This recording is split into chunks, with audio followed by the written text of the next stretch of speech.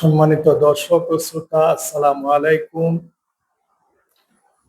2025 সালের জুন মাসে 12 দিনের ইরান ও ইসরায়েল যুদ্ধের পর বিশ্ববাসী আশা করেছিল আমেরিকা এবং ইসরায়েল তাদের সন্ত্রাসী কর্মকাণ্ড থেকে বিরত হবে এবং মধ্যপ্রাচ্যে একটি স্থায়ী শান্তি প্রক্রিয়া শুরু হবে।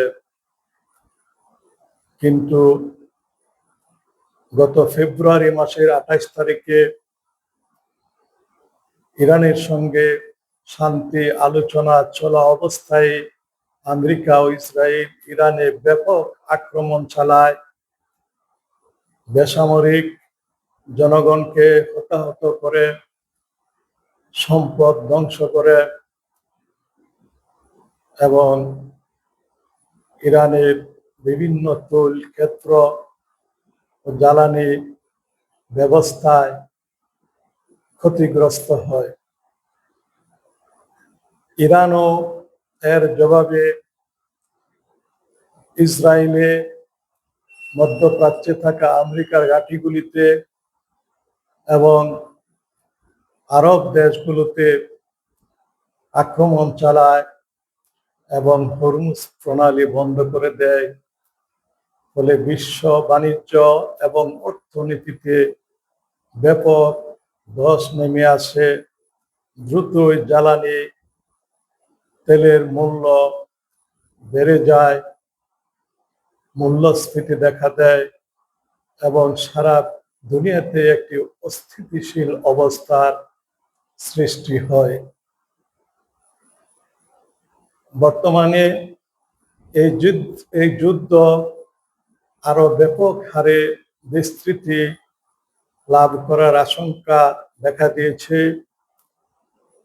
আমেরিকা ইরানকে পরমাণু অস্ত্র ব্যবহার করে ধ্বংস করে দেওয়ার চাপ দিচ্ছে, কিন্তু ইরানও থেমে নেই। সে আমেরিকা ইসরায়েলের প্রতিটি হামলার জবাব দিচ্ছে। চীন এবং রাশিয়া ইরানের পক্ষ নেওয়ায় এই যুদ্ধ সারা দুনিয়াতে ছড়িয়ে পড়বে বলে মনে হচ্ছে। এটি তৃতীয় বিশ্বযুদ্ধের রূপ নিতে পারে এবং সারা দুনিয়ায় একটি পারমাণবিক বিপর্যয়ের আশঙ্কা দেখা দিয়েছে। তাই পৃথিবীকে সুরক্ষা এবং বিশ্ব শান্তি প্রতিষ্ঠার জন্য দাজ্জালকে প্রতিহত করে পৃথিবীতে ইমাম মাহদী আলাইহিস সালামের আবির্ভাব এবং হযরত ঈসা আলাইহিস সালামের আকাশ থেকে অবতরণ অনিবার্য হয়ে পড়ছে বলে মনে হয়। জেরুজালেমকে কেন্দ্র করে বাইবেলে বর্ণিত আর্মাগেডনের যুদ্ধ এবং হাদিস শরীফে বর্ণিত মালহামাতুল কুবরা বা তৃতীয় বিশ্বযুদ্ধ অনিবার্য বলে মনে হচ্ছে।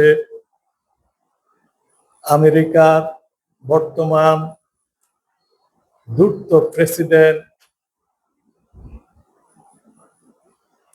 ডোনাল্ড ট্রাম্পকে মনে হচ্ছে হাদিস শরীফে বর্ণিত বহুল প্রতীক্ষিত সেই দাজ্জাল, যাকে জায়নবাদী ইহুদিরা সহযোগিতা ও সমর্থন করে আসছে।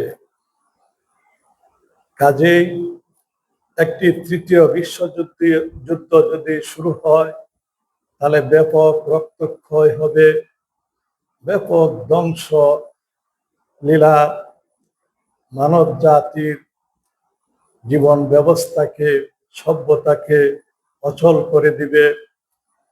তাই মনে হচ্ছে একটি ব্যাপক ধ্বংসযজ্ঞের পর মানব জাতির পুনরুত্থান ঘটবে, একটি মহা বিপ্লব ঘটে পৃথিবীতে শান্তি প্রতিষ্ঠিত হবে। কিন্তু ধ্বংসযজ্ঞ যুদ্ধ, রক্তক্ষয় এগুলি আমাদের কাম্য হতে পারে না। দাজ্জাল পৃথিবীতে আসুক, ইমাম মাহদী আলাইহিস সালাম বা হযরত ঈসা আলাইহিস সালাম পৃথিবীতে আবির্ভূত হন, সেটিও আমরা চাই না। শীঘ্রই কিয়ামত হয়ে পৃথিবী ধ্বংস হয়ে যাক, সেটি আমাদের কাম্য নয়। এজন্য আমরা পৃথিবীর সকল সংকট শান্তিপূর্ণ উপায়ে সমাধান এবং বিশ্ব শান্তি প্রতিষ্ঠার জন্য ধর্ম ও বিজ্ঞানের মধ্যে তুলনামূলক গবেষণা করি এবং একটি শান্তিপূর্ণ বৈজ্ঞানিক প্রক্রিয়ার সন্ধান আমরা পেয়েছি। এই প্রক্রিয়াটিকে আমরা কসমিক থেরাপি বলে অভিহিত করেছি।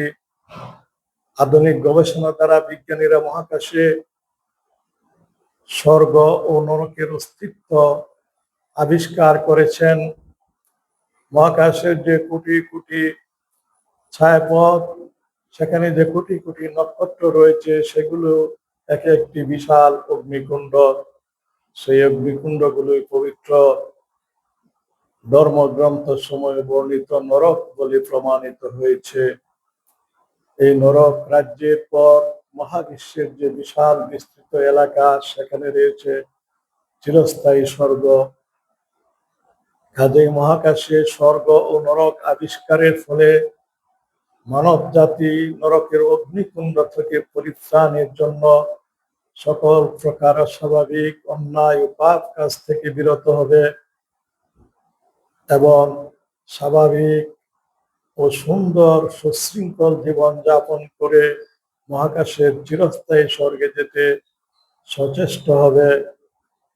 ফলে পৃথিবী মানব জাতির জন্য শান্তিতে ও নিরাপদে বাসের উপযোগী একটি সুন্দর আবাস ও স্বর্গ রাজ্যে পরিণত হবে। এই প্রক্রিয়াকে আমরা ভারতবর্ষের প্রাচীন ধর্মীয় গ্রন্থ মহাভারত, রামায়ণ ও পুরাণে বর্ণিত এবং ভারতবর্ষের প্রাচীন চিকিৎসা বিজ্ঞানে বর্ণিত অমৃত বলে অভিহিত করতে পারে। যে ঔষধ পান করে মানুষ অজর, অমর ও নিরাময় হয় এবং চিরযৌবন লাভ করে স্বর্গে প্রবেশ করে, তাকেই বলা হয় অমৃত। দেবতা অসুর সহস্র বৎসর মহাজাগতিক সমুদ্র বা আকাশগঙ্গা মন্থন করে অমৃত আবিষ্কার করেন। বর্তমানে মহাকাশ গবেষণা দ্বারা আমরা এই অমৃতর মতোই কার্যকর একটি মহৌষধের সন্ধান পেয়েছি, যেটি পৃথিবীকে একটি স্বর্গরাজ্যে পরিণত করতে পারে। এই প্রক্রিয়াকে আমরা কসমিক থেরাপি বলে অভিহিত করতে পারি। কসমিক থেরাপির মূল কথা হচ্ছে, মহাকাশে বিজ্ঞানীরা স্বর্গ নরকের অস্তিত্ব আবিষ্কার করে মানব জাতিকে একটি মহাজাগতিক বার্তা দিয়েছেন, যেটি গ্রহণ করে মানব জাতি সকল প্রকার পাপ কাজ থেকে বিরত হবে এবং স্বর্গে যাওয়ার জন্য সুন্দর ও স্বাভাবিক জীবন যাপন করবে। ফলে পৃথিবী থেকে সকল অন্যায়, অসত্য ও পাপ কাজ বিদূরিত হবে। পৃথিবী পাক পবিত্র মানুষে পরিপূর্ণ হয়ে যাবে। সকল হিংসা, হানাহানি, ধর্মীয় সংঘাত, সাম্প্রদায়িক সংঘাত, জাতিগত এবং রাষ্ট্রীয় বিরোধীর অবসান ঘটবে এবং সারা দুনিয়ার মানুষই একটি সাধারণ জাতিতে পরিণত হবে, যে জাতির উদ্দেশ্যই হবে মহাকাশের নরক অতিক্রম করে স্বর্গে যাওয়ার ব্যবস্থা করা। এই প্রক্রিয়াকে আমরা ওয়ান নেশন থিওরি বলে অভিহিত করতে পারি। পৃথিবীর সকল জাতি, রাষ্ট্র, সম্প্রদায় একটি সাধারণ জাতিতে পরিণত হবে এবং পৃথিবী পাক মুক্ত হয়ে মানব জাতির জন্য শান্তিতে বসবাসের উপযোগী একটি নিরাপদ আশ্রয় ও একটি স্বর্গরাজ্যে পরিণত হবে। এই প্রক্রিয়াকে আমরা স্টেরিলাইজেশন অফ দি ওয়ার্ল্ড বলে অভিহিত করতে পারি। আসসালামু আলাইকুম ওয়া রাহমাতুল্লাহ।